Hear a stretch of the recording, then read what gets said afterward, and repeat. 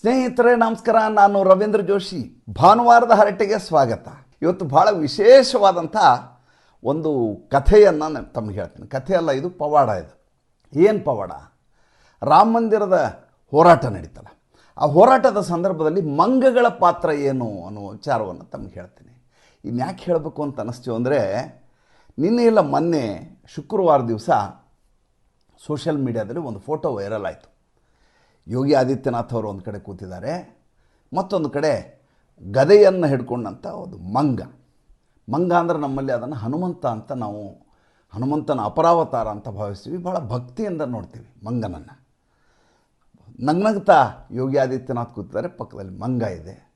ಇದೊಂದು artificial ಇಂಟೆಲಿಜೆನ್ಸಲ್ಲಿ ನಿರ್ಮಿಸಿದಂಥ photo ತುಂಬ viral ಆಯಿತು. ಆವಾಗ ನನಗೆ ಈ ಅಯೋಧ್ಯೆ ಆಂದೋಲನದ ನೆನಪಾಯಿತು. ಆವಾಗ ಮಂಗನ ಪಾತ್ರ ನೆನಪಾಯಿತು. ನಮ್ಮ ವೀಕ್ಷಕರು, ಸಾಮಾಜಿಕ ಪರಿವಾರದ ನನ್ನ ಬಂಧುಗಳಿಗೆ ಈ ವಿಷಯವನ್ನು ಹೇಳಬೇಕು ಅಂತ ನನಗೆ ಹಾಗೆ ನೋಡಿದರೆ ಯೋಗಿ ಆದಿತ್ಯನಾಥ್ ಅವರು ಈ ಕೋತಿಯ ಜೊತೆ ಇರುವಂಥ ಫೋಟೋಗಳು ಬೇಕಾದಷ್ಟು ನಿಮ್ಗೆ ಸಿಗ್ತವೆ. ಅದೊಂದೇ ಅಲ್ಲ, ಚಿರತೆ ಜೊತೆ ಇರೋ ಫೋಟೋನೂ ಬೇಕಾದಷ್ಟಿದ್ದಾವೆ. ಅವರು ಭಾಳಷ್ಟು ಜನ ಅದನ್ನು ಗಮನಿಸಿದಿರೋ ಎಲ್ಲೋ ಗೊತ್ತಿಲ್ಲ. ಆಮೇಲೆ ಯಾವಾಗಲೂ ಮಂದಸ್ಮಿತರಾಗಿರ್ತಾರೆ ನೋಡಿ. ಅಷ್ಟು ಕಠೋರವಾದ ಉಗ್ರವಾದಂಥ ನೀತಿಯನ್ನು ಅನುಸರಿಸುವ ಯೋಗಿ ಆದಿತ್ಯನಾಥ್ ಕಾನೂನಿನ ವಿಷಯವಾಗಿ ಯಾವಾಗಲೂ ಮಂದಸ್ಮಿತರಾಗಿರೋದನ್ನು ನೀವು ಗಮನಿಸ್ಬೇಕು. ಯಾವುದೇ ಫೋಟೋದಲ್ಲಿ ಅವರು ತೀರಾ ಉಗ್ರ ಸ್ವರೂಪಿಯಾಗಿ ಮುಖ ಸಿಟ್ಟಿಗೆ ಅದ್ದದ್ದು ಫೋಟೋಗಳು ತುಂಬ ಕಡಿಮೆ ನಿಮಗೆ ಸಿಗೋದು. ಈಗ ವಿಷಯಕ್ಕೆ ಬರ್ತೀನಿ. ರಾಮ ಮಂದಿರದ ಹೋರಾಟದ ಸಂದರ್ಭದಲ್ಲಿ ಮಂಗನ ಪಾತ್ರ, ಮಂಗನ ಪವಾಡ. ಕೆ ಪರಾಶರನ್ ಅಂತ ಒಬ್ಬ ಹಿರಿಯ ನ್ಯಾಯವಾದಿ, ವಕೀಲರು. ಅವರು ಸರ್ವೋಚ್ಚ ನ್ಯಾಯಾಲಯದಲ್ಲಿ ಈ ರಾಮ ಮಂದಿರದ ಕುರಿತಾಗಿ ವ್ಯಾಜ್ಯ ನಡೀತಾ ಇತ್ತಲ್ಲ, ಆವಾಗ ರಾಮ ಮಂದಿರ ನಿರ್ಮಾಣ ಆಗಬೇಕು ಅನ್ನುವಂಥ ರಾಮ ಜನ್ಮಭೂಮಿ ಕೇಸ್ನಲ್ಲಿ, ರಾಮ ಜನ್ಮಭೂಮಿ ಇದು ರಾಮನದು, ಇಲ್ಲೇ ಮಂದಿರ ನಿರ್ಮಾಣ ಆಗಬೇಕು ಅಂತ ಕಕ್ಷದಾರ ಪರವಾಗಿ ಹೋರಾಟದಲ್ಲಿ ವಾದ ಮಂಡನೆ ಮಾಡಿದಂಥ ವಕೀಲರು, ಹಿರಿಯ ವಕೀಲ, 80 ವರ್ಷ, 82 ವರ್ಷ, ಕೆ ಪರಾಶರನ್ ಅಂಥೇಳಿ. ನೀವು ಗೂಗಲ್ಗೆ ಹೋಗಿ ಸರ್ಚ್ ಮಾಡಿದರೆ ಅವ್ರ ಬಗ್ಗೆ ಬೇಕಾದಷ್ಟು ಮಾಹಿತಿಗಳು ಸಿಗ್ತವೆ. ಕೇಶವ ಪರಾಶರನ್ ಅಂಥೇಳಿ. ಯಾವತ್ತು ಈ ಜಜ್ಮೆಂಟ್ ಬಂತಲ್ಲ, ನವಂಬರ್ 9, 2019, ಅವತ್ತು ಶನಿವಾರ ಅಂತೆ. ಅವರು ತಮ್ಮ ವಿಡಿಯೋದಲ್ಲಿ ಹೇಳ್ಕೊಂಡಿದ್ದಾರೆ. K Parasaran video on Ayodhya judgement and monkeys ಅಂತ ಹಾಕಿದರೆ ನಿಮ್ಗೆ ಆ ವಿಡಿಯೋ ಸಿಗ್ತದೆ. ಮನೆಗೆ ಹೋಗ್ತಾರೆ. ಮಾರನೇ ಸೋಮವಾರ ದಿವಸ ಅವ್ರ ಮನೆ ಮೇಲ್ಗಡೆ ಸುಮಾರು ಒಂದು 30ರಿಂದ 40 ಮಂಗಗಳು ಏಕಕಾಲಕ್ಕೆ ಕುಣಿಯಲಿಕ್ಕೆ ಶುರು ಮಾಡ್ತಾವೆ. ರಾತ್ರಿ ಏನೋ ಇದ್ದಕ್ಕಿದ್ದಾಗ ಸದ್ದಾಗ್ತದೆ. 2ನೇ ಮಹಡಿಯಲ್ಲಿ ಅವ್ರ ಮನೆ ಅಂತೆ. ಆ ಮನೆಯಲ್ಲಿ ಮೇಲ್ಗಡೆ ಏನೋ ಸದ್ದಾಗ್ತಾ ಇದೆ ಅಂತ ಪರಾಶರನ್ ಕುಟುಂಬದವರು ನೋಡ್ತಾರೆ. ಮೇಲೆ ಏನೋ ಆಗಿಬಿಡ್ತ ಅಂತ ಹೋಗಿ ನೋಡ್ತಾರೆ. ಎಷ್ಟೊಂದು ಒಂದು 30ರಿಂದ 40 ಮಂಗಗಳು ಏಕಕಾಲಕ್ಕೆ ನರ್ತಿಸ್ತಾ ಇದ್ದಾವೆ, ಸಂತೋಷದಿಂದ ಕೇಕೆ ಆಗ್ತಾ ಇದ್ದಾವೆ. ಆ ಪ್ರದೇಶದಲ್ಲಿ ಅತ್ಯಂತ ಜನನಿಬಿಡವಾದ ಪ್ರದೇಶ. ಆ ಪ್ರದೇಶದಲ್ಲಿ ಒಂದೇ ಒಂದು ಕಟ್ಟಡದಲ್ಲಿ ಈ ರೀತಿ ಮಂಗಗಳು ಬಂದು ಆ ರೀತಿ ಮಾಡುವುದು ತೀರ ವಿಲಕ್ಷಣವಾದಂಥ ಸಂಗತಿ. ಅದು ಅಂದರೆ ವಿಪರೀತವಾದ ಅಥವಾ ನೀವೇನಂತಾರೆ ಆಶ್ಚರ್ಯದಾಯಕವಾದಂಥ ಸಂಗತಿ. ಅದು ಬೇರೆ ಎಲ್ಲಿಯೋ ಹಣ್ಣು ಹಂಪಲು ಸಿಗ್ತದೆ ಅಂತ ಮಂಗಗಳು ಹೋಗೋದು ಬೇರೆ, ರಸ್ತೆಯಲ್ಲಿ ಓಡಾಡೋದು ಬೇರೆ, ಮರದಿಂದ ಮರಕ್ಕೆ ಹಾರೋ ಮಂಗಗಳು ಬೇರೆ. ಆ ರೀತಿ ನಡೆಯೋದು ಸ್ವಾಭಾವಿಕ. ಈ ರೀತಿ ಒಂದು ಮನೆಯನ್ನು ಹುಡ್ಕೊಂಬಂದು ಆ ಮನೆಯ ಮೇಲ್ಗಡೆ ಅದು ಜಜ್ಮೆಂಟ್ ಆದ ಮೇಲೆ ಈ ರೀತಿ ಮಂಗಗಳು ಕುಣಿದದ್ದು ನೋಡಿ ಪರಾಶರನ್ ಅವ್ರಿಗೆ ಆಶ್ಚರ್ಯ ಆಗೋಯ್ತಂತೆ. ಅವರು ತಕ್ಷಣದಲ್ಲಿ ಕೈ ಮುಗಿದು, ನನ್ನ ಸೇವೆಯನ್ನು ಮಾಡಿದ್ದೀನಿ, ನನ್ನಿಂದ ಏನಾದರೂ ತಪ್ಪಾಗಿದ್ದರೆ ಕ್ಷಮಿಸಿಬಿಡಿ ಅಂತ ಆ ಮಂಗಗಳ ಎದುರಿಗೆ ಕೈ ಮುಗಿದು ಕೂತ್ಕೊಂಡ್ರಂತೆ. ಮಂಗಗಳು ಸ್ವಲ್ಪ ಹೊತ್ತು ಕುಣಿದು ಅವ್ರ ಬಳಿ ಬಂದು ಅಲ್ಲಿಂದ ವಾಪಸ್ ಹೋದಂತೆ. ಇದನ್ನು ಸ್ವತಃ ಕೆ ಪರಾಶರನ್ ಅವರು ಒಂದು ಭಾಷಣದಲ್ಲಿ ಹೇಳ್ತಾರೆ. ಆ ಭಾಷಣದ ವಿಡಿಯೋ ಎಲ್ಲ ಕಡೆ ವೈರಲ್ ಆಗಿದೆ. ಅವ್ರು ಹೇಳ್ತಾರೆ, 1950ರಿಂದ ನಡೆದಂಥ ಹೋರಾಟ 2019ರವರೆಗೂ ನಡೀತು. ರಾಮ ವನವಾಸ ಮಾಡಿದ್ದು ಕೇವಲ 14 ವರ್ಷ. ಆದರೆ ಇಲ್ಲಿ ರಾಮ ಜನ್ಮಭೂಮಿಯನ್ನು ವಾಪಸ್ ನಾವು ತಗೊಳ್ಳಿಕ್ಕೆ 69 ವರ್ಷ ಹಿಡಿತು. ಕೊನೆಗೆ ರಾಮನಿಗೆ ಅನಿಸಿರ್ಬೇಕು ಬಹುಶಃ ಇದು ಇನ್ನು ವಿಮೋಚನೆ ಮಾಡೋಣ, ಈ ರೀತಿ ಶಾಪಗ್ರಸ್ತ ಆಗಿರೋದು ಬೇಡ ನನ್ನ ಜನ್ಮಭೂಮಿ ಅಂತ ಬಹುಶಃ ಅಲ್ಲಿಂದ ಕೃಪಾಶೀರ್ವಾದ ಮಾಡಿರ್ಬೋದು. ಅದಕ್ಕೋಸ್ಕರ ಆ ಕೇಸು ತಾರ್ಕಿಕವಾದ ಅಂತ್ಯವನ್ನು ಪಡೆಯಿತು. ಯಾವಾಗ ಈ ಅಂತ್ಯವನ್ನು ಪಡೆಯುತ್ತೋ ಅದರಿಂದ ಅತ್ಯಂತ ಉಲ್ಲಸಿತಗೊಂಡವರು, ಅದು ಸಮಾಧಾನ ಪಟ್ಟದ್ದು, ತೃಪ್ತಿಪಟ್ಟದ್ದು ಬಹುಶಃ ರಾಮನ ಬಂಟ ಹನುಮಂತ ಇರಬೇಕು. ಅದಕ್ಕೆ ಹನುಮಂತ ನಮ್ಮ ಮನೆಯ ಮೇಲ್ಗಡೆ ಬಂದು ಕೇಕೆ ಹಾಕಿ ನರ್ತನವನ್ನು ಮಾಡಿ ಹೊರಟೋದ ಅಂತ ಹೇಳ್ತಾರೆ. ನೋಡಿ, ಒಬ್ಬ ನ್ಯಾಯವಾದಿ, ಮುತ್ಸದಿ, ಎಲ್ಲ ವಿಷಯಗಳಿಗೂ ಮೆರಿಟನ್ನು ನೋಡುವಂಥ ಜನ, ಎಲ್ಲದರಲ್ಲೂ ತರ್ಕವನ್ನು ಹುಡುಕೋ ಜನ, ಅವರೇ ಹನುಮಂತನ ಕುರಿತು, ಪ್ರಾಣದೇವರ ಕುರಿತು ಈ ರೀತಿಯಾದಂಥ ನಿಲುವನ್ನು ತಳಿತಾರೆ ಅಂದರೆ ಭಾರತ ದೇಶದ ಸಂಸ್ಕೃತಿ ಮತ್ತು ಭಾರತ ದೇಶದ ಪರಂಪರೆ ಹೇಗಿರ್ಬೋದು ಸುಮ್ಮನೆ ಆಲೋಚನೆ ಮಾಡಿ. ನಿಮ್ಗೆ ಇನ್ನೊಂದು ಘಟನೆಯನ್ನು ಹೇಳ್ಬಿಡ್ತೀನಿ ಇದಕ್ಕೆ ಸಂಬಂಧಪಟ್ಟ ಹಾಗೆ. ಮೊನ್ನೆ ಜನವರಿ 22, 2024ಕ್ಕೆ ಪ್ರಾಣ ಪ್ರತಿಷ್ಠೆ ಆಯಿತು ಶ್ರೀರಾಮ ಮಂದಿರದಲ್ಲಿ. ಪ್ರಾಣ ಪ್ರತಿಷ್ಠೆ ಆಯಿತು. ಅವತ್ತು ಮೋಹನ್ ಭಾಗವತ್ಜಿಯಿಂದ ಹಿಡಿದು ನರೇಂದ್ರ ಮೋದಿ ಅವರಿಂದ ಎಲ್ಲರೂ ಬಂದಿರ್ತಾರೆ. ಬಂದು ಭಾಳ ದೊಡ್ಡ ಮಟ್ಟದಲ್ಲಿ ಪೂಜೆ ಪುನಸ್ಕಾರ ಎಲ್ಲ ನಡೆಯುತ್ತೆ. ಇಡೀ ದೇಶಾದ್ಯಂತ ದೊಡ್ಡ ವೈಭವ. ಪೂಜೆ ಮುಗಿದು ನರೇಂದ್ರ ಮೋದಿಯವರು ಭಾಷಣ ಮುಗಿಸಿ ಹೋದ ಮೇಲೆ ಒಂದು ಮಂಗ ಗರ್ಭಗುಡಿ ಒಳಗಡೆ ಬರುತ್ತೆ ರಾಮಲಲ್ಲಾ ಮಂದಿರದಲ್ಲಿ ಅಯೋಧ್ಯೆಯಲ್ಲಿ. ಬಂದು ರಾಮಲಲ್ಲಾನ ಎದುರಿಗೆ, ಶ್ರೀರಾಮಚಂದ್ರನ ಎದುರಿಗೆ ಕೂತ್ಕೊಂಡು ನಮಸ್ಕಾರ ಮಾಡಿ ಎಲ್ಲರೂ ಚಕಿತರಾಗಿಬಿಡ್ತಾರೆ. ಇದ್ದಕ್ಕಿದ್ದಾಗಿ ಒಂದು ಮಂಗ, ಅದು ಪ್ರಧಾನಮಂತ್ರಿಯವರು ಭೇಟಿ ಇರೋ ದಿವಸ, ಈ ರೀತಿ ಒಳಗಡೆ ಹುಡ್ಕೊಂಡು ದೇವಸ್ಥಾನದ ಒಳಗಡೆ ಬರುತ್ತೆ, ಅದು ಗರ್ಭಗುಡಿ ಹತ್ರ ಬರುತ್ತೆ ಅಂತಂದರೆ ಯಾರಿಗಾದರೂ ವಿಚಲಿತರಾಗುವಂಥ, ಸ್ತಂಭೀಭೂತಗೊಳಿಸುವಂಥ ಸನ್ನಿವೇಶ ಅದು. ಅವರೆಲ್ಲ ಗಲಾಟೆ ಮಾಡ್ತಿರ್ತಾರೆ, ಉಳಿದವ್ರು ಗಾಬರಿ ಆಗ್ತಾರೆ. ಅಂಗರಕ್ಷಕರು ಇರ್ತಾರೆ, ಎಲ್ಲ ಭದ್ರತಾ ಸಿಬ್ಬಂದಿ ಇರ್ತಾರೆ. ಏನು ಮಾಡಬೇಕು ಅರ್ಥ ಆಗೋದಿಲ್ಲ, ನಿರೀಕ್ಷೆಯನ್ನೇ ಮಾಡಿರೋದಿಲ್ಲ. ಈ ರೀತಿಯ ಒಂದು ಘಟನೆ ಆಗಬಹುದು ಅಂತ ನಿರೀಕ್ಷೆ ಮಾಡಿದರೆ ಅದಕ್ಕೇನಾದರೂ ಮುನ್ನೆಚ್ಚರಿಕೆ ಮಾಡಬಹುದು. ಯಾವುದೋ ಆಘಾತಕಾರಿ ವಿಷಯ ಇದ್ದರೆ, ಅಪಾಯಕಾರಿ ಇದ್ದರೆ, ಉಗ್ರ ಕೃತ್ಯ ಆದರೆ ಅದ್ರ ಬಗ್ಗೆ ಯೋಚನೆ ಮಾಡೋದು. ಆದರೆ ಹನುಮಂತನೇ ಸ್ವತಃ ಒಂದು ಮಂಗ ಹುಡುಕೊಂಡು ಹೀಗೆ ದೇವಸ್ಥಾನದ ಒಳಗಡೆ ಬಂದು ರಾಮ ಮಂದಿರದಲ್ಲಿ ರಾಮನ ದರ್ಶನವನ್ನು ಪಡೆಯುತ್ತೆ ಅಂದರೆ ಏನು ಮಾಡಬೇಕು ತಿಳಿಯಲಾರದೆ ಚಕಿತಗೊಂಡಿರ್ತಾರೆ. ಬಂದು ಶಾಂತವಾಗಿ ತನ್ನ ಪಾಡಿಗೆ ತಾನು ರಾಮ ಮಂದಿರದಲ್ಲಿ ರಾಮನ ಕೆಳಗಡೆ ಬಂದು ಕೂತ್ಕೊಳ್ಳುತ್ತೆ. ಅಲ್ಲಿಂದ ಎದ್ದು ಆಮೇಲೆ ತನ್ನ ಪಾಡಿಗೆ ತಾನು ಹೊರಟು ಹೋಗುತ್ತೆ. ಇವೆಲ್ಲ ಕಾಕತಾಳೀಯ ಅಂತ ನಾವು ಹೇಳಲಿಕ್ಕೆ ಸಾಧ್ಯವೇ ಇಲ್ಲ. ಇದೆಲ್ಲವೂ ಪೂರ್ವ ನಿಯೋಜಿತ. ಇದರೆಲ್ಲರ ಹಿಂದೆ ಒಂದು ಶಕ್ತಿ ಇರುತ್ತೆ ಅಂತ ನಮಗೆ ಪದೇ ಪದೇ ಅನ್ನಿಸ್ಲೇಬೇಕು. ಇಷ್ಟೇ ಅಲ್ಲ, ಅದರ ಹಿಂದೆ ಹೋಗ್ತೇನೆ ನಾನು. ಇದು ನಡೆದದ್ದು ಜುಲೈ 23, 1992ಕ್ಕೆ ಬಾಬರಿ ಮಸೀದಿಯ ಮೇಲೆ ಬಂದು ಒಂದು ಮಂಗ ಕೂತ್ಕೊಂಡ್ಬಿಡುತ್ತೆ. ಅದನ್ನು ಹೇಗೆ ಮಾಡಿ ಓಡಿಸ್ಬೇಕು ಅಂತ ಪ್ರಯತ್ನ ಮಾಡಿದರೂ ಕೂಡ ಆ ಕಟ್ಟಡದ ಒಂದು ಭಾಗದಲ್ಲಿ ಏನೇ ಮಾಡಿದರೂ ಕೂಡ ಅದನ್ನು ಓಡಿಸ್ಲಿಕ್ಕೆ ಸಾಧ್ಯ ಆಗೋದಿಲ್ಲ. ಹಾಗೆ ಗಟ್ಟಿಯಾಗಿ ಮೇಲ್ಗಡೆಯ ಒಂದು ಸ್ತಂಭವನ್ನು ಹಿಡ್ಕೊಂಡು ಕೂತಿರುತ್ತೆ. ಅದಕ್ಕಿಂತ ಮುಂಚೆ 1990ರಲ್ಲಿ ಮುಲಾಯಂ ಸಿಂಗ್ ಯಾದವ್ ಕರಸೇವಕರೇನು ಬಂದಿರ್ತಾರೆ, ಅವ್ರ ಮೇಲೆ ಗುಂಡನ್ನು ಹಾರಿಸ್ತಾರೆ. ಕಂಡ ಕಡೆ ಗುಂಡು ಹಾರಿಸೋದು, ಬಹಳಷ್ಟು ಸಾವುಗಳಾಗ್ತವೆ. ಅಮಾಯಕ ಜನರ ಸಾವು ಆಗುತ್ತೆ. ಆ ಜಾಗದಲ್ಲಿ ರಕ್ತದ ಕಾಲುವೆ ಹರಿಯುತ್ತೆ. ಮೇಲ್ಗಡೆ ಈಗೇನು ನಾವು ಮಸೀದಿ ಅಂತ ಅವ್ರು ಹೇಳ್ತಾ ಇದ್ರಲ್ಲ, ಬಾಬರಿಯ ಆ ಕಟ್ಟಡದ ಮೇಲುಗಡೆ ಒಂದು ಗುಂಬಜ್ ಮೇಲ್ಗಡೆ ಒಂದು ಝಂಡ, ಭಗವಧ್ವಜವನ್ನು ಹಾರಿಸಿರಲಾಗುತ್ತೆ. ಒಂದು ಮಂಗ ಮೇಲ್ಗಡೆ ಹೋಗಿ ಆ ಝಂಡವನ್ನು ಗಟ್ಟಿಯಾಗಿ ಹಿಡ್ಕೊಂಡು ಕೂತಿರ್ತದೆ. ಸರ್ಕಾರದ ಅಧಿಕಾರಿಗಳು ಎಲ್ಲ ಹೇಳ್ತಾರೆ, ಹೋಗೋದನ್ನ ಝಂಡ ಕೆಳಗಡೆ ತೊಗೊಂಬ ಅಂತ ಪೊಲೀಸರಿಗೆ ಹೇಳ್ತಾರೆ. ಪೊಲೀಸರು ಏನು ಮಾಡಬೇಕು ತಿಳಿಯಲಾರದ ಸ್ಥಿತಿಯಲ್ಲಿರ್ತಾರೆ, ದಿಕ್ಕು ತೋಚಲಾರ್ದಂಗೆ ಆಗಿರ್ತಾರೆ. ಯಾಕೆಂದರೆ ರಾಮ ಮಂದಿರಕ್ಕಾಗಿ ಈ ಪಾಪ ಬಂದಿರುವಂಥ ಅಮಾಯಕ ಜನರು ಹೋರಾಟ ಮಾಡ್ತಾ ಇದ್ದಾರೆ. ನಾವು ಕೂಡ ಹಿಂದೂಗಳು, ನಾವೇ ನಮ್ಮ ದೇವಸ್ಥಾನವನ್ನು ಕಟ್ತೀನಿ ಅಂತ ಬಂದಂಥ ಸಂಕಲ್ಪ ಮಾಡಿದಂಥವರ ಮೇಲೆ ಗುಂಡನ್ನು ಹಾರಿಸಿದ್ದೀವಿ. ನಮ್ಮ ಕೈಗಳಲ್ಲಿ ನೆತ್ತರ ಅಂಟಿದೆ. ಮತ್ತೆ ಹೋಗಿ ಭಗವಧ್ವಜವನ್ನು ಕೆಳಗೆ ಇಳಿಸು ಅಂದ್ರೆ ಅದು ಹೆಂಗೆ ಇಳಿಸೋದು, ಸಾಧ್ಯ ಇಲ್ಲ ಅಂತ ಕೈ ಚೆಲ್ತಾರೆ. ರಾತ್ರಿ ಕತ್ತಲಾಗುವವರೆಗೂ ಆ ಮಂಗ ಆ ಧ್ವಜವನ್ನು ಹಾಗೇ ಹಿಡ್ಕೊಂಡು ಕೂತಿರುತ್ತೆ. ಕತ್ತಲಾವರಿಸಿದ ಮೇಲೆ ಬಿಟ್ಟು ಹೊರಟು ಹೋಗುತ್ತೆ. ಆಮೇಲೆ ಪೊಲೀಸರು ಮೇಲೆ ಹೋಗಿ ಆ ಭಗವಧ್ವಜವನ್ನು ಕೆಳಗೆ ತೆಗೆದುಕೊಂಡು ಬರ್ತಾರೆ.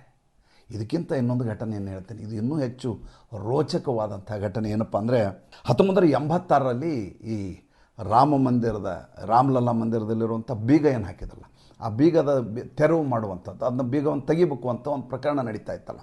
ಆ ಪ್ರಕರಣ ನಡೀತಾ ಇರ್ತದೆ. ಆವಾಗ additional district magistrate KM Pandey ಅಂತ, ಕೃಷ್ಣ ಮೋಹನ್ ಪಾಂಡೆ ಅಂತ ಅಡಿಷನಲ್ ಡಿಸ್ಟ್ರಿಕ್ಟ್ ಮ್ಯಾಜಿಸ್ಟ್ರೇಟ್. ಆ ಮ್ಯಾಜಿಸ್ಟ್ರೇಟು ಇದರ ವಾದವನ್ನು ಕೇಳ್ತಾ ಇರ್ತಾರೆ. ಜಡ್ಜ್ ಪೀಠದಲ್ಲಿ ಕೂತಿರ್ತಾರೆ. ಆ ವಾದ ಪ್ರತಿವಾದ ನಡೆಯುವ ಪ್ರತಿ ದಿವಸವೂ ಕೂಡ ಆ ನ್ಯಾಯಾಲಯದ ಮೇಲ್ಭಾಗದಲ್ಲಿ ಛಾವಣಿಯ ಮೇಲೆ ಒಂದು ಮಂಗ ಬಂದು ಕೂತ್ಕೋತಾ ಇರುತ್ತೆ.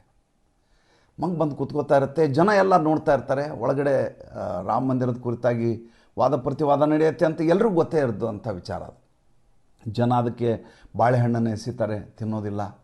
ಶೇಂಗಾ ನೆಲಗಡಲೆಯನ್ನು ಹಾಕ್ತಾರೆ, ತೊಗೊಳ್ಳೋದಿಲ್ಲ. ವಾದ ಪ್ರತಿವಾದ ಮುಗಿದ ತಕ್ಷಣ ಇಳಿದು ಹೋಗ್ತಾ ಇರುತ್ತೆ. ಮತ್ತು ಮುಂದಿನ ದಿನಾಂಕದಂದು ಯಾವತ್ತದು ರಾಮ ಮಂದಿರದ ಪ್ರಸ್ತಾಪ ಬರುತ್ತೋ, ಬೀಗದ ಕುರಿತಾಗಿ ವಿಚಾರಣೆ ನಡೆಯುತ್ತೋ, ಮತ್ತೆ ಮೇಲೆ ಹತ್ತತ್ತೆ. ಮುಗಿದ ಮೇಲೆ ಇಳುತ್ತಂತ ಪಾಡಿಗೆ ತಾನು ಹೊರಟು ಹೋಗುತ್ತೆ. ಜನಕ್ಕೆ ಅಚ್ಚರಿ ಆಗುತ್ತೆ, ಏನಿದು ಈ ರೀತಿ ನಡೀಲಿಕ್ಕೆ ಸಾಧ್ಯವಾ? ಸ್ವತಃ ರಾಮನ ಪ್ರಕರಣಕ್ಕೆ ರಾಮನ ಬಂಟ ಹನುಮಂತ ಬಂದು ಈ ರೀತಿ ಕೂತ್ಕೊಳ್ಳಿಕ್ಕೆ ಸಾಧ್ಯವಾ? ಎಲ್ರಿಗೂ ಆಶ್ಚರ್ಯ ಆಗಿಬಿಡುತ್ತದೆ. ಅದಾದಮೇಲೆ ಪ್ರಕರಣ ಕೊನೆಗೊಳ್ಳುತ್ತೆ. ಬೀಗವನ್ನು ತೆಗಿಬೇಕು ಅಂತ ಆದೇಶ ಆಗುತ್ತೆ. ಆದೇಶ ಬೀಗವನ್ನು ತೆರಿಬೇಕು, ರಾಮಲಲ್ಲಾ ಮಂದಿರದ ಬೀಗವನ್ನು ತೆರಿಬೇಕು ಅಂತ ಆದೇಶವನ್ನು ಇದೇ KM ಪಾಂಡೆ ಅವರು ಮಾಡ್ತಾರೆ, ಕೃಷ್ಣ ಮೋಹನ್ ಪಾಂಡೆ ಅಂತೇಳಿ. ಮಾಡಿದ ಮೇಲೆ ಅವ್ರ ಮನೆಗೆ ಹೋಗಬೇಕು. ಅವತ್ತು ಜಜ್ಮೆಂಟ್ ಕೊಟ್ಟಾಗಿದೆ. ಅವ್ರ ಜೊತೆ ಒಂದು ಕಡೆ ಡಿಸ್ಟ್ರಿಕ್ಟ್ ಮ್ಯಾಜಿಸ್ಟ್ರೇಟ್ ಕಾರ್ ಇದೆ, ಇನ್ನೊಂದು ಕಡೆ ಸೂಪರಿಂಟೆಂಡೆಂಟ್ ಆಫ್ ಪೊಲೀಸ್ ಇದೆ. ಶಿಷ್ಟಾಚಾರದ ಪ್ರಕಾರ ಇರೋದು ಹಾಗೆ. ಯಾವಾಗಲೂ ಡಿಸ್ಟ್ರಿಕ್ಟ್ ಜಡ್ಜ್ ಹೋಗೋ ಸಂದರ್ಭದಲ್ಲಿ ಒಬ್ಬ ಡಿಸ್ಟ್ರಿಕ್ಟ್ ಮ್ಯಾಜಿಸ್ಟ್ರೇಟು, ಒಬ್ಬ SP ಇರ್ತಾರೆ. ಅವರ ಮೇಲೆ ಈ ಸ್ಥಾನ ಅನ್ನುವಂಥ ಕಾರಣಕ್ಕೋಸ್ಕರ. ಅಷ್ಟೇ ಅಲ್ಲ, ನೀವು ಇನ್ನೊಂದು ನೋಡಬೇಕೇನೆಂದರೆ, ಯಾವಾಗಲೂ ಜೈಲು ಆಡಳಿತದ ಕುರಿತು ಮಾಸಿಕ ಸಭೆ ನಡೆಯುತ್ತಲ್ಲ, ಆವಾಗ ಈ ಡಿಸ್ಟ್ರಿಕ್ಟ್ ಜಡ್ಜ್ ಮನೆಗೆ ಡೆಪ್ಟಿ ಕಮಿಷನರು ಹೋಗಬೇಕು, ಸೂಪರಿಂಟೆಂಡೆಂಟ್ ಆಫ್ ಪೊಲೀಸ್ ಹೋಗಬೇಕು. ಇಬ್ಬರು ಹೋಗಿ ಅವರ ಮನೆಯಲ್ಲಿ ಸಭೆಯನ್ನು ಮಾಡಿ ಬರ್ತಾರೆ. ಇವ್ರ ಮನೆಗೆ ಬಿಡ್ಲಿಕ್ಕೆ ಹೋಗ್ತಾರೆ ಡಿಸ್ಟ್ರಿಕ್ಟ್ ಮ್ಯಾಜಿಸ್ಟ್ರೇಟು ಮತ್ತು superintendent of police. KM Pandey ಅವರು ಮನೆಗೆ ಹೋಗ್ತಾರೆ. ಮನೆಗೆ ಹೋದರೆ ಇವರ ಮನೆಯ ಹೊರಗಡೆ ಯಾವ ಮಂಗ ನ್ಯಾಯಾಲಯದ ಆವರಣದಲ್ಲಿ ಮೇಲ್ಗಡೆ ಬಂದು ದಿನ ಕೂತ್ಕೋತಾ ಇತ್ತು, ಅದೇ ಮನೆಯ ಮುಂದೆ ಇವ್ರ ಮನೆಯ ಮುಂದೆ ಆ ಮಂಗ ಬಂದು ಕೂತಿರುತ್ತೆ. ಇವರಿಗೆ ಸ್ತಂಭೀಭೂತರಾಗ್ಬಿಡ್ತಾರೆ. ಏನಿದು, ಪ್ರತಿ ದಿವಸ ಈ ರೀತಿ ಬಂದು ಅಲ್ಲಿ ಕೂತ್ಕೋತಾ ಇತ್ತು, ಈಗ ನೋಡಿದರೆ ಇಲ್ಲಿ ಬಂದು ಕೂತ್ಕೊಂಡಿದೆ, ಏನು ನನ್ನಿಂದ ಏನಾದರೂ ತಪ್ಪುಗಳೇನಾದರೂ ಸಂಭವಿಸಿದೆಯಾ ಅಂತ ಹೋಗಿ ಕೈ ಮುಗಿತಾರೆ. ಅದರ ಎದುರು ಹೋಗಿ ಒಬ್ಬ ಜಡ್ಜು ನೆಲದ ಮೇಲೆ ಕೂತ್ಕೊಂಡು ಮಂಡಿಯೂರಿ ಅದಕ್ಕೆ ಕೈ ಮುಗಿತಾರೆ.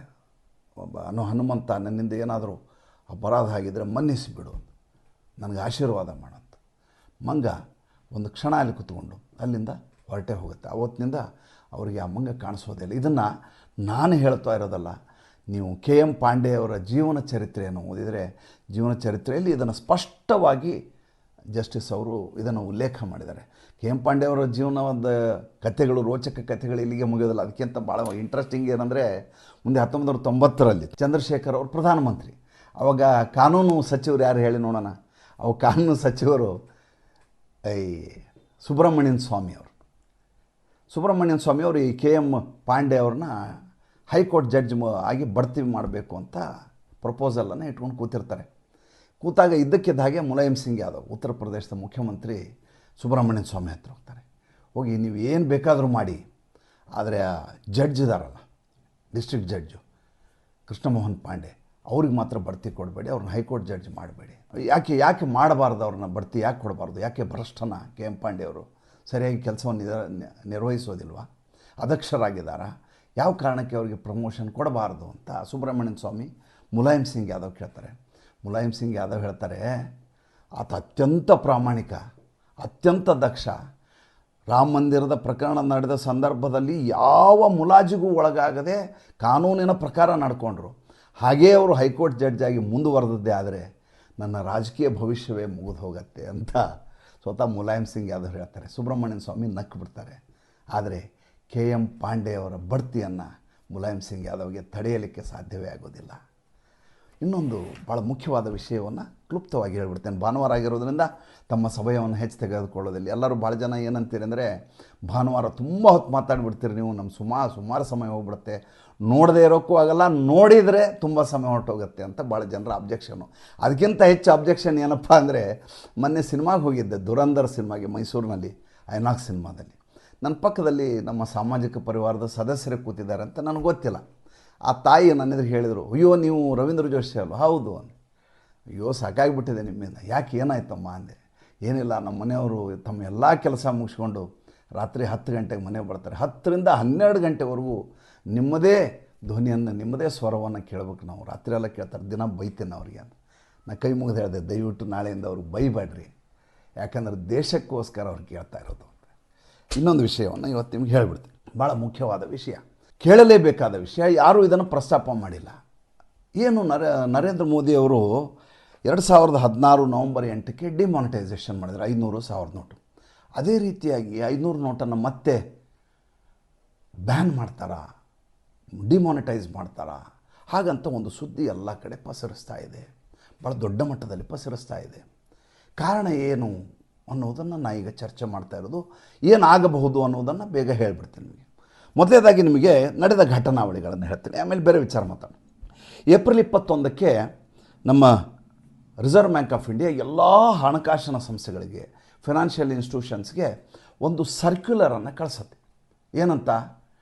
ಅತ್ಯಂತ ಜಾಗರೂಕರಾಗಿರಿ, 500ರ ನೋಟನ್ನು ಪಾಕಿಸ್ತಾನ ಹೂಬೆ ಹಾಗೆ ಯಥಾವತ್ತಾಗಿ ಅಸಲಿ ನೋಟಿಗಿಂತ ಸೊಗಸಾಗಿ ನೋಟನ್ನು ಪ್ರಿಂಟ್ ಮಾಡಿ ಭಾರತದಲ್ಲಿ ಸಾಗಿಸ್ತಾ ಇದೆ ಹವಾಲಾ ಮೂಲಕ.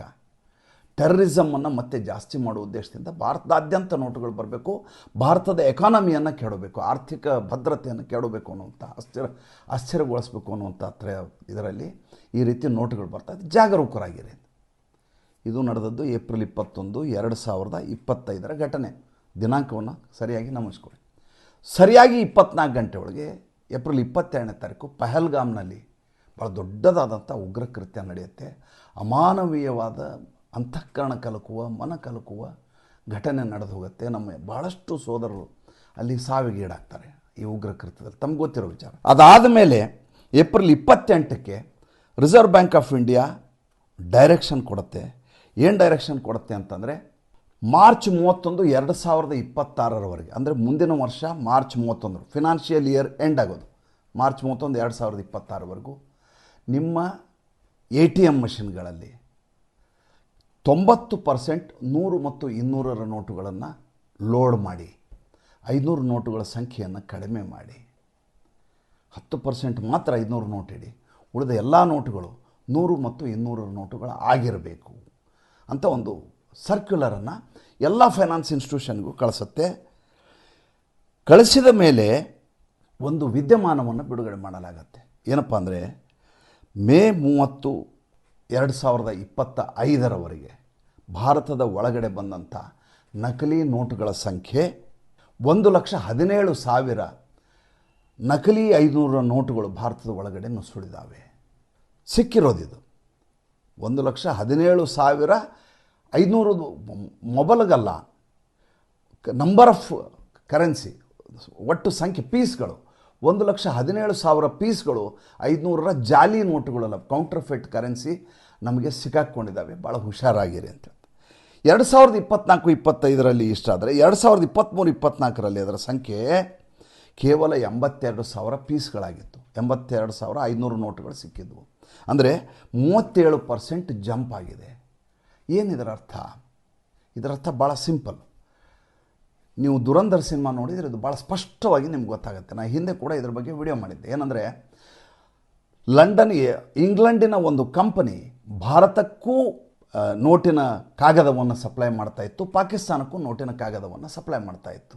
ಈ ಕಂಪನಿಯನ್ನು ಭಾರತ ಬದಲಾಯಿಸಬೇಕಾಗಿತ್ತು. ಏಕೆಂದರೆ ಪಾಕಿಸ್ತಾನದಲ್ಲಿ ನಮ್ಮ ಭಾರತೀಯ ಕರೆನ್ಸಿಯನ್ನು ಮುದ್ರಿಸಿ ಅದನ್ನು ಭಾರತಕ್ಕೆ ರವಾನೆ ಮಾಡ್ತಾಯಿತ್ತು ಹವಾಲಾ ಮೂಲಕ. ಇಲ್ಲಿ ಉಗ್ರ ಚಟುವಟಿಕೆಗಳನ್ನ ಹೆಚ್ಚು ಮಾಡ್ತಾಯಿತ್ತು. ಕಾಶ್ಮೀರದ ಮೂಲಕ, ಉತ್ತರ ಪ್ರದೇಶ, ನೇಪಾಳದ ಮೂಲಕ, ಬೇರೆ ಬೇರೆ ಕಡೆಯಿಂದ ಬರ್ತಾಯಿತ್ತು, ಪಂಜಾಬ್ ಮೂಲಕ ಬರ್ತಾಯಿತ್ತು. ಆಗ ಇದ್ದಂಥ ಫೈನಾನ್ಸ್ ಮಿನಿಸ್ಟ್ರು ಚಿದಂಬರಂ ಅವರು ಮತ್ತೆ ಅದೇ ಯುನೈಟೆಡ್ ಕಿಂಗ್ಡಮ್ನ ಕಂಪನಿಗೆ ಅದೇ ಕಾಗದಕ್ಕೆ ಆರ್ಡರನ್ನು ಕೊಡ್ತಾರೆ. ಮುಂದೆ ಅವರು ಹೋಮ್ ಮಿನಿಸ್ಟ್ರಾಗಿ ಬದಲಾದರೂ ಯಾವಾಗ ಈ ರೀತಿ ಬೆಳವಣಿಗೆ ಆಗಿದೆ ಅಂತ ಗೊತ್ತಾಗತ್ತೋ ಆವಾಗ ಅವರು ಗೃಹ ಸಚಿವರಾಗ್ತಾರೆ. ಆ ನೋಟನ್ನು, ಕಾಗದವನ್ನು ಕೊಡುವಂಥ ಕಂಪ್ನಿಯಿಂದ ನಮ್ಮದು ಟೆಂಡರನ್ನು ಕ್ಯಾನ್ಸಲ್ ಮಾಡಲಾಗತ್ತೆ, ಕನ್ಸೈನ್ಮೆಂಟು ಸಾಕು ನಿಮ್ಮದು ಅಂತ ಹೇಳಲಾಗುತ್ತೆ. ಮತ್ತೆ ವಾಪಸ್ ಅವರು ಫೈನಾನ್ಸ್ ಮಿನಿಸ್ಟರ್ ಆಗ್ತಾರೆ. ಮತ್ತೆ ಅದೇ ಕಂಪ್ನಿಯವರು ಕಾಗದವನ್ನು ಕೊಡಲಿಕ್ಕೆ ಶುರು ಮಾಡ್ತಾರೆ. ಪಾಕಿಸ್ತಾನಕ್ಕೆ ಯಾವುದು ಹೋಗ್ತದೋ ಭಾರತಕ್ಕೂ ಅದೇ ಬರುತ್ತೆ. ಪಾಕಿಸ್ತಾನದವ್ರು ಭಾಳ ಸುಲಭ ಆಗಿಬಿಡುತ್ತೆ ನೋಟ್ ಪ್ರಿಂಟ್ ಮಾಡೋದು. ಪಾಕಿಸ್ತಾನದ ಭಾಳ ದೊಡ್ಡ ರ್ಯಾಕೆಟ್ ಏನಂದ್ರು, ಒಂದು ಅಫ್ಘಾನಿಸ್ತಾನದ ಮೂಲಕ ಮಾರಕಾಸ್ತ್ರಗಳನ್ನು ತರಿಸ್ಕೊಳ್ಳೋದು, ಎರಡನೇದು ಭಾರತದ ಕರೆನ್ಸಿಗಳನ್ನು ಲೋಡ್ ಪ್ರಿಂಟ್ ಮಾಡೋದು. ಸಣ್ಣ ಪ್ರಿಂಟಿಂಗ್ ಪ್ರೆಸ್ ಅಲ್ಲ, ಲೋಡ್ಗಳು. ನ್ಯೂಸ್ ಪೇಪರ್ ಪ್ರಿಂಟ್ ಮಾಡೋ ಮಷಿನ್ ಹೇಗಿರುತ್ತೋ ಹಾಗೆ ವೆಬ್ ಆಫ್ಸೆಟ್ ಮಷಿನ್ನ ಬಳಸ್ಕೊಂಡು ನಮ್ಮ ಪ್ಲೇಟುಗಳನ್ನು ಅದೇ ಯಥಾವತ್ತಾಗಿ ತದ್ರೂಪು ತಯಾರಿ ಮಾಡಿಸಿ ಪ್ರಿಂಟ್ ಮಾಡಿ ಲಕ್ಷ ಕೋಟಿ ನೋಟ್ಗಳ ಬಂಡಲ್ಗಳ ರೆಡಿ ಮಾಡಿ ಅತ್ಯಂತ ವ್ಯವಸ್ಥಿತವಾಗಿ ಭಾರತದಲ್ಲಿ ಹರಿಬಿಡ್ತಾಯಿತ್ತು. ಯಾವಾಗ ನರೇಂದ್ರ ಮೋದಿಯವರು ನವಂಬರ್ 8, 2016ಕ್ಕೆ ಡಿಮಾನಿಟೈಸೇಷನ್ ತಂದರೂ ಇಡೀ ಪಾಕಿಸ್ತಾನದ ಎಕಾನಮಿ ಯಾವ ರೀತಿ ಜರ್ಜರಿತಗೊಂಡು ಬಿತ್ತು ಅಂದರೆ, ಯಾವ ರೀತಿ ಬರ್ಬಾದಾಗಿ ಹೋಯಿತು ಅಂದರೆ, ಮೊದಲನೇದಾಗಿ ಟೆರರಿಸಮ್ ನಿಂತು ಹೋಯಿತು. ಏಕೆಂದರೆ ನಮ್ಮ ಕರೆನ್ಸಿಯಲ್ಲಿ ನಡೆಯಲ್ಲ. 500,000 ನೋಟನ್ನು ಭಾರತದಲ್ಲಿ ಇದಕ್ಕಿದ್ದ ಹಾಗೆ ಡಿಮಾನಿಟೈಸ್ ಮಾಡಿ ರದ್ದು ಮಾಡಿಬಿಟ್ವಿ. ಅದನ್ನು ನೋಟ್ ಪ್ರಿಂಟ್ ಮಾಡಿದ್ದು ಕಂಟೈನರ್ಗಳಷ್ಟು ನೋಟುಗಳನ್ನ ಪ್ರಿಂಟ್ ಮಾಡಿ ಇಟ್ಟಿದ್ರವು. ಆ ಕಂಟೈನರ್ಗಳು ಭಾರತಕ್ಕೆ ಬರುವ ಲೆಕ್ಕಾಚಾರ ಇತ್ತು, ಬರುವ ವ್ಯವಸ್ಥೆ ಆಗಿತ್ತು. ಇದ್ದಕ್ಕಿದ್ದ ಹಾಗೆ ಡಿಮಾನಿಟೈಸೇಷನ್ ಅಂದರೆ ರಾತ್ರೋರಾತ್ರಿ ಆಗಿದ್ದಕ್ಕೆ ಅದನ್ನು ಪ್ರಿಂಟ್ ಅದನ್ನು ಮಾಡಿದಂಥ ವ್ಯವಸ್ಥೆ ಮಾಡಿದ ಎಲ್ಲವೂ ಕೂಡ ದಿವಾಳಿ ಆಗಿಬಿಡ್ತಾರೆ. ಆ ಪ್ರಿಂಟಿಂಗ್ ಪ್ರೆಸ್ಸಿನ ಮಾಲಕ ಆತ್ಮಹತ್ಯೆಯನ್ನು ಮಾಡ್ಕೋತಾನೆ. ಇದರ ಸಂಪೂರ್ಣ ಮಾಹಿತಿ ನಿಮ್ಗೆ ನೋಡಬೇಕಂದ್ರೆ ಧುರಂಧರ್ ಸಿನಿಮಾದಲ್ಲಿ ನೋಡಿದರೆ ನಿಮ್ಗೆ ಗೊತ್ತಾಗುತ್ತೆ. ನಿನ್ನೆ ಸಂಜೆಯ ಸಂಚಿಕೆಯಲ್ಲಿ ಧುರಂಧರ್ ಬಗ್ಗೆ ನಾನು ಮಾತಾಡಿದ್ದೀನಿ, ಸಿನಿಮಾದ ಬಗ್ಗೆ. ನೋಡಲೇಬೇಕಾದ ಸಿನಿಮಾ ಅದು. ಈಗ ಮತ್ತು ಅದೇ ಸಮಸ್ಯೆ ಭಾರತವನ್ನು ಕಾಡ್ತಾ ಇದೆ. ಆವಾಗೂ ಈಗೂ ಇರೋ ವ್ಯತ್ಯಾಸ ಏನು? ಭಾರತಕ್ಕೆ ಅವತ್ತು ನವಂಬರ್ 8, 2016 ಮತ್ತು ಇವತ್ತು 2025 ಇರೋ ವ್ಯತ್ಯಾಸ ಏನು ಅಂದರೆ, ಅವಾಗ ಭಾರತದಲ್ಲಿ UPI ಇರಲಿಲ್ಲ. ಇವತ್ತು ಎಲ್ಲವೂ ಕೂಡ UPI ಮೂಲಕ ನಾವು ಹಣಕಾಸನ್ನು ನಿರ್ವಹಿಸ್ತಾ ಇದ್ದೀವಿ. IMFನ ಒಂದು ವರದಿಯ ಪ್ರಕಾರ ಜಗತ್ತಿನ ಗ್ಲೋಬಲ್ ಡಿಜಿಟಲ್ ಟ್ರಾನ್ಸಾಕ್ಷನ್ನ ಒಟ್ಟು ಗ್ಲೋಬಲ್ ಡಿಜಿಟಲ್ ಟ್ರಾನ್ಸಾಕ್ಷನ್ನ 50% ಕೇವಲ ಭಾರತದಲ್ಲಿ ಗ್ಲೋಬಲ್ ಟ್ರಾನ್ಸಾಕ್ಷನ್ ಮಾಡಲಾಗ್ತದೆ. ನಮ್ಮಲ್ಲಿ ಒಂದು ಎಳನೀರಿನಿಂದ ಹಿಡಿದು ಒಂದು ಸೂಜಿಯನ್ನು ಖರೀದಿ ಮಾಡೋದರಿಂದ ಹಿಡಿದು ಎಲ್ಲದಕ್ಕೂ ನಾವು UPI ಮೂಲಕ ಪೇಮೆಂಟ್ ಮಾಡ್ತಾ ಇದ್ದೀವಿ. ನಮ್ಮಲ್ಲಿ QR ಕೋಡ್ ಒಂದು ಇದ್ಬಿಟ್ರೆ ಏನು ಬೇಕಾದರೂ ಮಾಡಬಹುದು ಅನ್ನುವಂಥ ಮನಸ್ಥಿತಿಗೆ ಬಂದಿವಿ. 20,000ಕ್ಕಿಂತ ಹೆಚ್ಚು ಕ್ಯಾಶ್ಗಳನ್ನು ಎಲ್ಲಿ ಕೊಡುವ ವ್ಯವಸ್ಥೆಯನ್ನು ಇಟ್ಕೊಂಡಿಲ್ಲ. ಇಡೀ ದೇಶದ 95% ಜನ UPIನ ಮೂಲಕ ತಮ್ಮ ಟ್ರಾನ್ಸಾಕ್ಷನನ್ನು ಮಾಡ್ತಾರೆ. ಒಟ್ಟು ನಮ್ಮಲ್ಲಿ ಇರುವಂಥ ಕಿಯಾಸ್ಕ್ಗಳು ಎಷ್ಟು ಅಂದರೆ, ಈ ATM ಈ ವ್ಯವಸ್ಥೆ ಇದೆಯಲ್ಲ ಡಿಜಿಟಲ್ ಟ್ರಾನ್ಸಾಕ್ಷನ್ದು 5 ರಿಂದ 6 ಕೋಟಿಯಷ್ಟು ಡಿಜಿಟಲ್ ಟ್ರಾನ್ಸಾಕ್ಷನ್ನ ಕಿಯಾಸ್ಕ್ಗಳು. ಅಂದರೆ UPIನ ನಾವೊಂದು ಎಲ್ಲ ಹೋಟೆಲ್ ಕೌಂಟರ್ನಲ್ಲಿ ಇಟ್ಟಿರ್ತಾರಲ್ಲ ಆ ರೀತಿಯ ಕಿಯಾಸ್ಕ್ಗಳು 5 ರಿಂದ 6 ಕೋಟಿ ಇದ್ದಾವೆ. 60 ಕೋಟಿ UPI ಪೇಮೆಂಟ್ಗಳಾಗ್ತಾ ಇದ್ದಾವೆ. ಕೋಟಿ ಜನ ಅದರಲ್ಲಿ ಟ್ರಾನ್ಸಾಕ್ಷನ್ ಮಾಡ್ತಾರೆ. ಈ ರೀತಿ ಇರುವಾಗ ಭಾರತಕ್ಕೆ ಇವತ್ತಿನ ಕಾಲಘಟ್ಟದಲ್ಲಿ ಅಕಸ್ಮಾತ್ 500ರ ಕರೆನ್ಸಿಯನ್ನು ರದ್ದು ಮಾಡಿದರೆ ಅಥವಾ ಡಿಮಾನಿಟೈಸ್ ಮಾಡಿದರೆ ಕಳೆದ ಬಾರಿಯಷ್ಟು ನಾವು ಪ್ಯಾನಿಕ್ ಆಗಬೇಕಾದ ಅಗತ್ಯ ಇಲ್ಲ. ಅಂದರೆ ಇದಕ್ಕಿದ್ದ ಹಾಗೆ ನಾವು ಗಾಬರಿಯಾಗಿ ನಾಳೆಯಿಂದ ಹೆಂಗೆ ಜೀವನ ಅನ್ನುವಂಥ ಪರಿಸ್ಥಿತಿ ಇಲ್ಲ. 500 ನೋಟ್ನ ಬಂಡ್ಲುಗಳು ಚೀಲಗಳು ದುಡ್ಡು ತುಂಬಿಕೊಂಡಿರೋದು ಈ ಕಾಳಸಂತೆಯಲ್ಲಿ ಜೀವನ ಮಾಡುವಂಥ ವರ್ತಕರಿಗೆ, ನಮ್ಮ ಭ್ರಷ್ಟ ರಾಜಕಾರಣಿಗಳಿಗೆ ಇದು ಸಮಸ್ಯೆ ಆಗ್ಬೋದೇ ಬೇಡ, ನಿಮ್ಮಂಥವ್ರಿಗೆ ಇದು ಯಾವುದೇ ರೀತಿಯಾದಂಥ ಪರಿಣಾಮವನ್ನು ಬೀರಲಾರದು. ಹಾಗಾದರೆ ಪಾಕಿಸ್ತಾನಕ್ಕೆ ಈ ರೀತಿ ವ್ಯವಸ್ಥೆಯನ್ನು ಇವತ್ತಿನ ನರೇಂದ್ರ ಮೋದಿ ಸರ್ಕಾರದಲ್ಲಿ ಯಾರು ಮಾಡಿಕೊಡ್ಲಿಕ್ಕೆ ಸಾಧ್ಯ? ಆ ರೀತಿ ಪ್ಲೇಟ್ಗಳು ಹೆಂಗೆ ಸಿಕ್ಕು, ಆ ರೀತಿ ಪೇಪರ್ ಹೆಂಗೆ ಸಪ್ಲೈ ಆಗುತ್ತೆ? ಇದೆಲ್ಲವನ್ನು ಪರೋಕ್ಷವಾಗಿ ಹಿಂದುಗಡೆ ನಿಂತು ಸಹಾಯ ಮಾಡೋದು ಚೈನಾ ಪಾಕಿಸ್ತಾನಕ್ಕೆ ಏನು ಬೇಕೋ ಆ ತಾಂತ್ರಿಕತೆಯನ್ನು ಕೊಡುತ್ತೆ. ನಮ್ಮ ಕರೆನ್ಸಿಯಲ್ಲಿರುವಂಥ ಭದ್ರತಾ ಅಂಶಗಳೇನಿದ್ದಾವೆ ಆ ಅಂಶಗಳನ್ನೆಲ್ಲ ಕೂಲಂಕಷವಾಗಿ ತಂತ್ರಜ್ಞಾನವನ್ನು ಹೊಂದಬಲ್ಲಂಥ ಕೆಪಾಸಿಟಿ ಇರೋದು, ಸಾಮರ್ಥ್ಯ ಇರೋದು ಚೈನಾಗೆ ಮಾತ್ರ. ಪಾಕಿಸ್ತಾನದಲ್ಲಿ ಅಂಥ ತಂತ್ರಜ್ಞಾನವೂ ಇಲ್ಲ, ಅಷ್ಟು ಬುದ್ಧಿ ಅಂತೂ ಇಲ್ಲವೇ ಇಲ್ಲ. ಅವರಿಗೆ ಮೋಸದ ಮೂಲಕವೇ ಬದುಕನ್ನು ಮಾಡೋದು ಗೊತ್ತೇ ವಿನಃ ತಂತ್ರಜ್ಞಾನದಲ್ಲಿ ಮೀರುವಂಥ ಶಕ್ತಿ ಅವರಿಗೆಲ್ಲ. ಆ ಕಡೆ ನೋಡಿ, ಚೈನಾದವರು ಯಾವ ಮಟ್ಟಿಗೆ ಈ ರೀತಿಯ ಡೀಲ್ ಮಾಡ್ತಾರೆ ಅಂದರೆ, ನಾರ್ತ್ ಕೊರಿಯಾದಲ್ಲಿ ಅಮೇರಿಕನ್ ಡಾಲರ್ಗಳನ್ನ ಪ್ರಿಂಟ್ ಮಾಡಿಸ್ತಾರೆ, ಕೌಂಟರ್ ಫಿಟ್ ಕರೆನ್ಸಿಗಳನ್ನ ಮಾಡಿಸ್ತಾರೆ. ನಾರ್ತ್ ಕೊರಿಯಾಗೂ ಅಮೇರಿಕಾಗೂ ಆಗಲ್ಲ, ನಿಮ್ಗೆ ಗೊತ್ತಿರೋ ವಿಚಾರ. ಚೈನಾ ಎಲ್ಲ ಟೆಕ್ನಾಲಜಿಯನ್ನು ನಾರ್ತ್ ಕೊರಿಯಾಗೆ ಕೊಡುತ್ತೆ. ನಾರ್ತ್ ಕೊರಿಯಾ ಕೌಂಟರ್ ಫಿಟ್ ಡಾಲರ್ಗಳನ್ನು, ಅಂದರೆ ನಕಲಿ ಜಾಲಿ ನೋಟುಗಳನ್ನು ಡಾಲರ್ಗಳನ್ನ ಪ್ರಿಂಟ್ ಮಾಡಿ ಚೈನಾಗೆ ಕೊಡುತ್ತೆ. ಈ ರೀತಿ ಚೈನಾಗೆ ಆ ವ್ಯವಸ್ಥೆ ಇದೆ. ಚೈನಾಗೆ ಭಾರತದ ನೋಟ್ ಮಾಡೋದು ದೊಡ್ಡ ವಿಷಯ ಅಲ್ಲ. ಚೈನಾ ನೇರವಾಗಿ ಭಾರತ ನೋಟುಗಳನ್ನ ಮಾಡಿ ಭಾರತದಲ್ಲಿ ಹರಿಬಿಡೋದಿಲ್ಲ. ಅದು ಪಾಕಿಸ್ತಾನದ ಜೊತೆ ಸಂಪರ್ಕ ಇಟ್ಟುಕೊಳ್ತದೆ. ಪಾಕಿಸ್ತಾನದ ಜೊತೆ ಜಂಟಿಯಾಗಿ ಭಾರತವನ್ನು ಹೇಗೆ ಆರ್ಥಿಕವಾಗಿ ಅಸ್ಥಿರಗೊಳಿಸಬೇಕು ಅಂತ ಲೆಕ್ಕಾಚಾರ ಮಾಡ್ತದೆ. ಇದೆಲ್ಲವೂ ಭಾರತದ ಗೃಹ ಸಚಿವಾಲಯದ ಒಳಗೆ ನಡೀತಾ ಇರುವ ಚರ್ಚೆ, ಆರ್ಥಿಕ ಸಚಿವಾಲಯದಲ್ಲಿ ನಡೀತಾ ಇರುವ ಚರ್ಚೆ, ನರೇಂದ್ರ ಮೋದಿಯವರ ಅತ್ಯಂತ ಕ್ಲೋಸ್ ಸರ್ಕಲ್ ನಡೀತಾ ಇರುವಂಥ ಚರ್ಚೆ. ಹಾಗೊಂದು ಸುದ್ದಿ ಎಲ್ಲ ಕಡೆ ದಟ್ಟವಾಗಿ ಹರಿತಾ ಇತ್ತು. ಅದರ ಕುರಿತಾಗಿ ಮಾಹಿತಿಯನ್ನು ಕಲೆ ಹಾಕಿದಾಗ ಬಂದಂಥ ವಿದ್ಯಮಾನ. ಹಾಗೇನಾದರೂ ಆದರೆ ದೇಶದ ಸಾರ್ವಭೌಮತೆಯ ದೃಷ್ಟಿಯಿಂದ, ದೇಶದ ಆರ್ಥಿಕ ವಿಪತ್ತನ್ನು ತೊಲಗಿಸುವ ಉದ್ದೇಶದಿಂದ ನಾವು ಸಹಕರಿಸಬೇಕಾದಂಥ ಅನಿವಾರ್ಯತೆ ಇರುತ್ತೆ. ನೀವು ದೇಶಕ್ಕಾಗಿ ಸ್ವಲ್ಪ ತ್ಯಾಗ ಮಾಡಲೇಬೇಕಲ್ವಾ? ನಮಸ್ಕಾರ.